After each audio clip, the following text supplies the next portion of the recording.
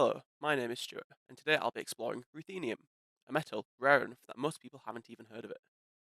I mean, when I first saw the list of elements that we could have been assigned, my first thought was, oh great, I get the one chemical I've literally never heard of.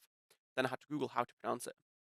As it turns out, ruthenium is quite an important metal, and in this video, we'll be looking at what makes ruthenium so valuable, how it's used, and most importantly, the sustainability and other challenges surrounding its use. So, what is ruthenium? With element symbol Ru and atomic number 44, ruthenium is a silvery white transition metal belonging to the platinum group metals.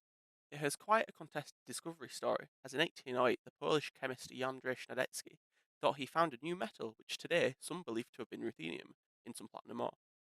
He named it Vestium after the asteroid Vesta, but after French chemists claimed they couldn't reproduce his results, he withdrew the discovery. Unfortunately, it's now unclear whether anyone actually did any investigation into his work, as none of their work has ever been found. Later, in 1825, Gottfried Ursan claimed to find three new metals, polonium, polonium, and ruthenium, in some platinum ore from Russia, with the name ruthenium coming from the Latin word for Russia. Though it wasn't until 1844 when Karl Karlovich Klaus finally proved ruthenium to be a new metal, where he managed to painstakingly isolate 6 whole grams of ruthenium from platinum ore. I mentioned this to highlight one key point. Ruthenium was almost impossible to find because it barely exists on the Earth's crust. There's about 1 parts per billion, making ruthenium the 74th most abundant metal, meaning it's very rare. The early chemists struggled to find it due to its scarcity. Even today, ruthenium isn't mined in its own right. It does have some naturally forming minerals, such as laurite and rutharsenite, but these are also rare and don't act as a commercial source. As mentioned before, ruthenium is a byproduct of platinum mining. It is only found in trace amounts within the ore. This means huge amounts of mining is required to obtain a very small yield. The main industrial method to obtain ruthenium starts by dissolving platinum ore in strong acids, typically hydrochloric, and then using an oxidizing agent to convert ruthenium into its highest oxidation state as ruthenium tetraoxide. Because ruthenium tetraoxide is highly volatile, vapor phase distillation is the most effective way to separate it, while the other platinum group metals will remain dissolved. The vapor is captured in an acidic solution, which is then reduced to yield pure ruthenium. It's a very energy intensive and carefully controlled process because ruthenium tetroxide is toxic. Due to its volatility, it can be explosive. So every gram of ruthenium comes with a significant environmental and safety cost. Typically, ruthenium comes from South Africa and, as its name suggests, Russia. This makes ruthenium quite geopolitically sensitive. South Africa is the dominant producer, but its mining industry is often hindered by power shortages, labour disputes, and infrastructure problems which disrupt operations and exports. These disruptions pose a persistent challenge to maintaining a stable and reliable supply of ruthenium. Russia provides most of the remaining supply, but since the war in Ukraine, there are trade restrictions and sanctions that have caused issues in regards to the access of Russian resources. And while ruthenium isn't sanctioned directly, broader financial and trade barriers make it harder for industries to rely on Russian exports. Having the supply concentrated in 2 regions creates vulnerability. A strike in South Africa or a sanction in Russia could cause sudden shortages or price spikes worldwide. This is why companies call ruthenium a strategic metal. Its availability can change overnight. You might be wondering then, why bother if it's so difficult to source? Well, the answer lies in what it actually does. Take electronics, for example, which in 2023 took up 31% of the global ruthenium used. Ruthenium's stability and conductivity helps to make chip resistors and electrical contacts corrosion resistant and longer lasting. Without it, many devices would wear out faster. Ruthenium stops them from breaking down as quickly, extending the lifespan of devices and stopping them ending up in landfills as often. Ruthenium is also used in thin film chip capacitors, where it helps maintain stable electric performance under high temperature and stress. This makes it especially valuable in automotive electronics and aerospace systems, where reliability is non-negotiable. The largest portion of ruthenium use, at 42%, goes into the chemical industry, where it serves as an exceptionally effective catalyst. Ruthenium oxide is commonly applied to anodes in electrical chemical cells for chlorine production, and ruthenium-based catalysts are essential for processes like ammonia and acetic acid synthesis. Ammonia production, for example, is crucial for fertilizers, which means ruthenium indirectly supports global food supply.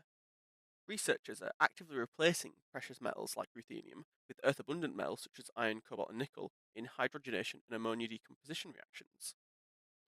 These alternatives are cheaper and have a lower carbon footprint, though they often require optimization before they can perform better than metals like ruthenium.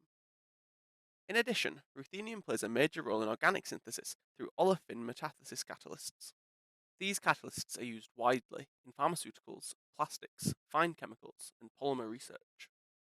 Covering 13%, electrochemical uses are expanding rapidly, especially in clean energy technologies such as water electrolysis for green hydrogen production. Ruthenium and its oxides are among the most efficient catalysts for oxygen evolution, helping reduce energy requirements during electrolysis. Though, nickel-based electrocatalysts and manganese oxides are gaining attention for their affordability and catalytic activity. Ruthenium is also integrated into advanced batteries and sensors, linking this category closely to the global shift towards sustainable energy solutions.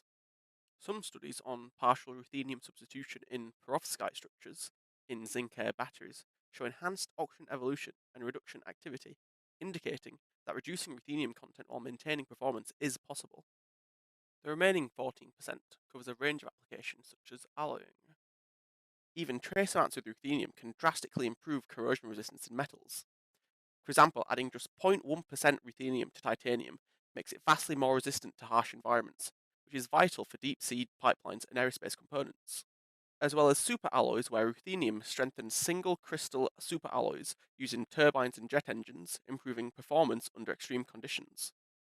And also, solar energy. Ruthenium complexes are key components in dye-sensitized solar cells, enabling the conversion of light into electricity.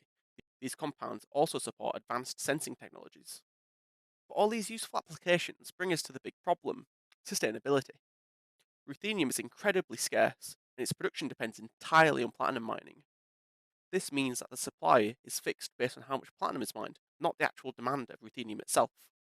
If the world suddenly needed more ruthenium, we couldn't just mine more.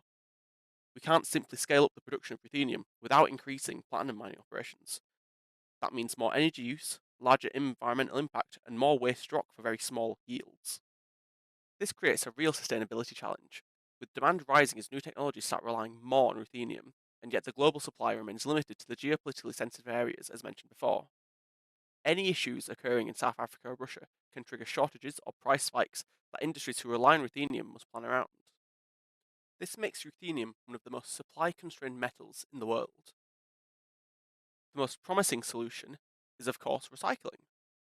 Instead of letting the ruthenium in electronics and catalysts end up in landfills, if we recycle it to reclaim the metal, we can reduce environmental impacts and help stabilize the supply chain by making industries less dependent on these volatile regions. Closed loop recycling is a method that works quite well for ruthenium.